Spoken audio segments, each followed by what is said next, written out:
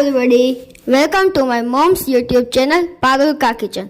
અત્યારે ચોમાસામાં કંઈક અલગ ખાવાનું મન થયું છે તો લાવને મમ્મીને કહું કે આજે સમોસા બનાવે અને તમને પણ નવી રેસીપી શીખવા મળી છે. વિડીયો ગમે તો યાર સબસ્ક્રાઈબ કરો, તમારા ગ્રુપમાં શેર કરો જેથી અમને નવા વિડીયો બનાવવાનું મન થાય. તો ચાલો કરીએ સ્ટાર્ટ. સમોસા બનાવવા માટે મેં લીધું છે 250 ગ્રામ મેંદાનો લોટ, નમક, મરીનો ભૂક્કો ને તેલ. તો ચાલો લોટ બાંધી લઈએ. આ લોટમાં આપણે 5 ચમચી જેટલો મરીનો ભૂક્કો નાખીશું, અડધી ચમચી નમક ને 5 ચમચી તેલ નાખીશું. હવે આ બધું મિક્સ કરી લઈએ. હવે આ બધું મિશ્રણ મિક્સ થઈ ગયું છે. હવે થોડું થોડું પાણી ઉમેરીને લોટ બાંધીશું.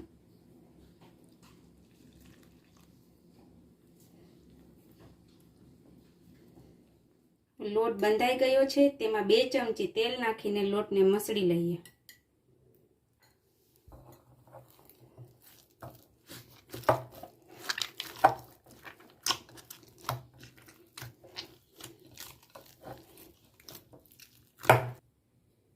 હવે લોટ મસળાઈ ગયો છે. તેમાં આપણે તેલવાળો હાથ કરીને આ લોટને 15 મિનિટ સુધી રહેવા દઈશું. હવે આ લોટને 15 મિનિટ થઈ ગઈ છે. આપણે મસળી લઈએ.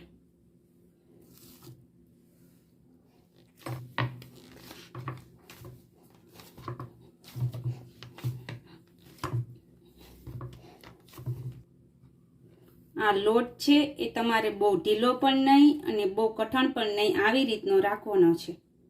સમોસાના મસાલા માટે મેં લઈ લીધા છે 6 નંગ બાફેલ બટેટા, અડધું બાઉલ વટાણા બાફેલા છે તે, ખાંડ, ગરમ મસાલો, નમક, મરીનો ભૂક્કો, લાલ મરચું પાવડર, મેગી મસાલો, હળદર, લીંબુનો રસ, લીલા મરચાં જે ટુકડા કરેલા છે, આદુની પેસ્ટ ને ધાણા ભાજી. તો ચાલો મસાલાનો વઘાર કરી લઈએ. એક બાઉલમાં આપણે 3 ચમચી તેલ મૂકી દઈએ. તેલ ગરમ થઈ ગયું છે. તેમાં 1 ચમચી આદુની પેસ્ટ નાખીશું.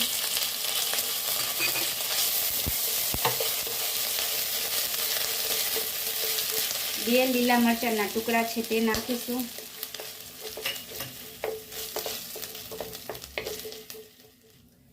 અડધી ચમચી કાળા મરીનો ભૂક્કો, હળદર, અડધી ચમચી વરિયાળી, અડધી ચમચી ગરમ મસાલો, 1.5 ચમચી મેગી મસાલો, અડધી ચમચી લાલ મરચું પાવડર, સ્વાદ અનુસાર નમક, 2 ચમચી ખાંડ. આ બધું એક સાથે મિક્સ કરીશું.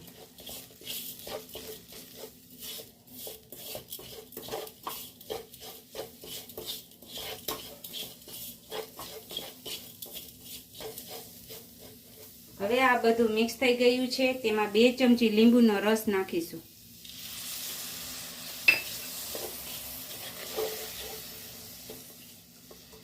હવે તેમાં જે બાફેલ બટેકા છીંદો કરી લીધો છે તે નાખીશું.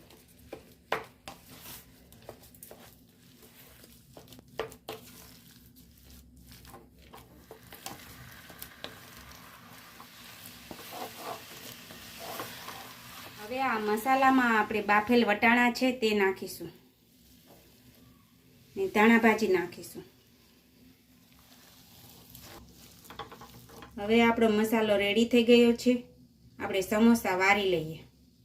સમોસાના પડને ચોંટાડવા માટે આપણે 1 ચમચી મેંદાનો લોટ લઈશું.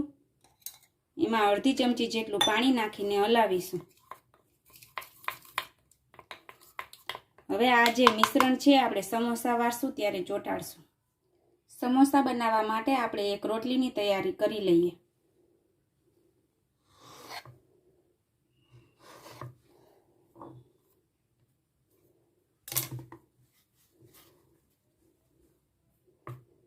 હવે આની આપણે રોટલી વણીશું.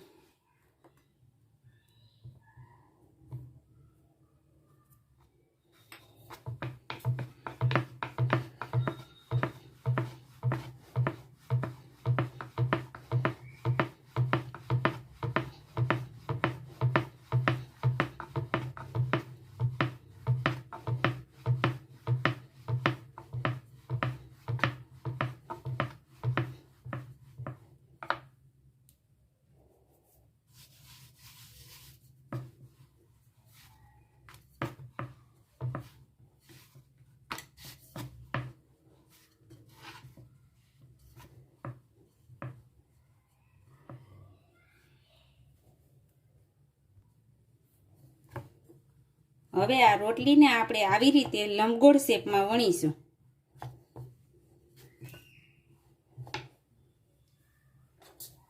હવે વચ્ચેથી આપણે આને કટ કરીશું.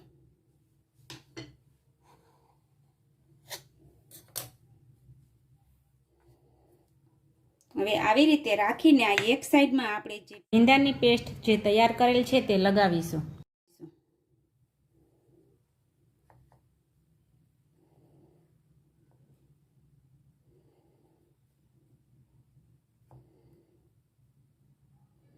આ બંને ભાગ આવી રીતે ચોંટી ગયા છે. હવે આપણે આવી રીતે રાખીને આમાં મસાલો ભરીશું. હવે આપણે આમાં સમોસાનો ચૂંદો ભરી લઈએ.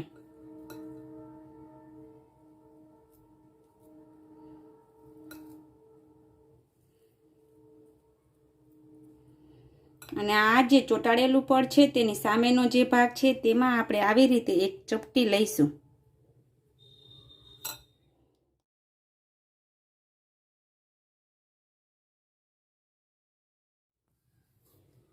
મેંદાના લોટની પેસ્ટ છે તે લગાવીને આવી રીતે ચોંટાડીશું. હવે આપણું સમોસું રેડી છે. આવી રીતે આપણે બધા સમોસા કરી લઈએ.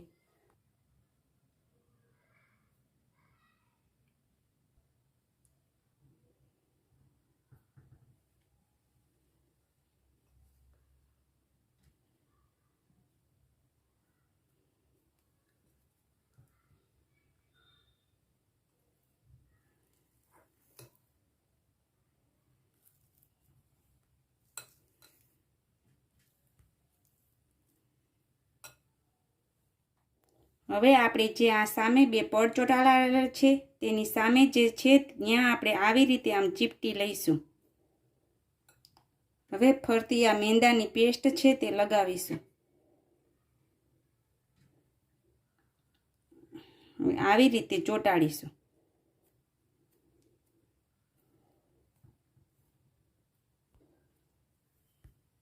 હવે આ સમોસાને આપણે આવી રીતે રાખીશું. તો ચાલો હવે બધા સમોસા વારી લઈએ, પછી આપણે તળી લઈશું. સમોસા વારી લીધા છે. હવે આ બધા સમોસાને આપણે 15 મિનિટ સુધી સુકાવા દઈએ, જેથી તે કુરકુરે બને. સમોસાને હવે 15 મિનિટ થઈ ગઈ છે અને સુકાઈ ગયા છે અને તેલ પણ ગરમ મૂકી દીધેલ છે. તો ચાલો તળી લઈએ.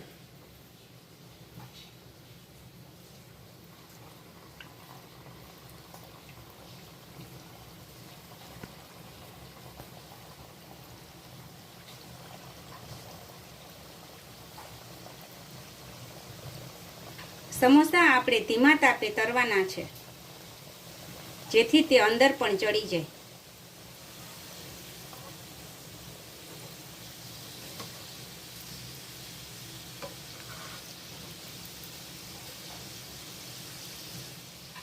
આ સમોસાને આપણે થોડી થોડી વારે ફેરવશું, જેથી તે ફરતા ચડી જાય અને ક્રિસ્પી બને.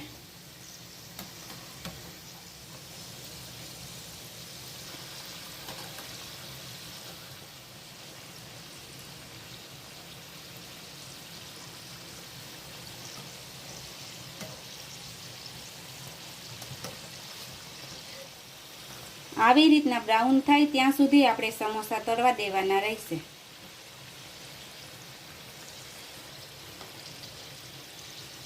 હવે સમોસા બ્રાઉન થઈ ગયા છે, આપણે કાઢી લઈએ.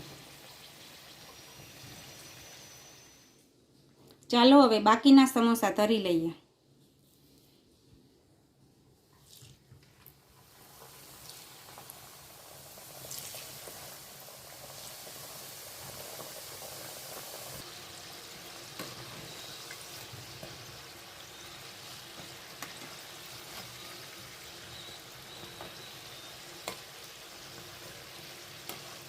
હવે આ સમોસા પણ તળાઈ ગયા છે, આપણે કાઢી લઈએ.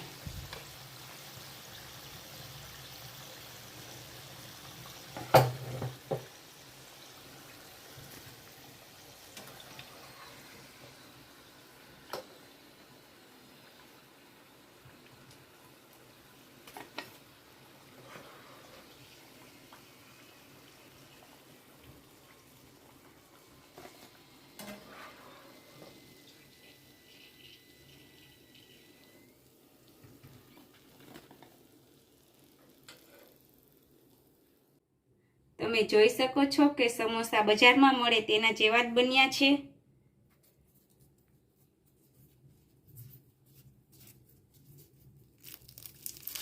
ક્રિસ્પી પણ એવા જ બન્યા છે.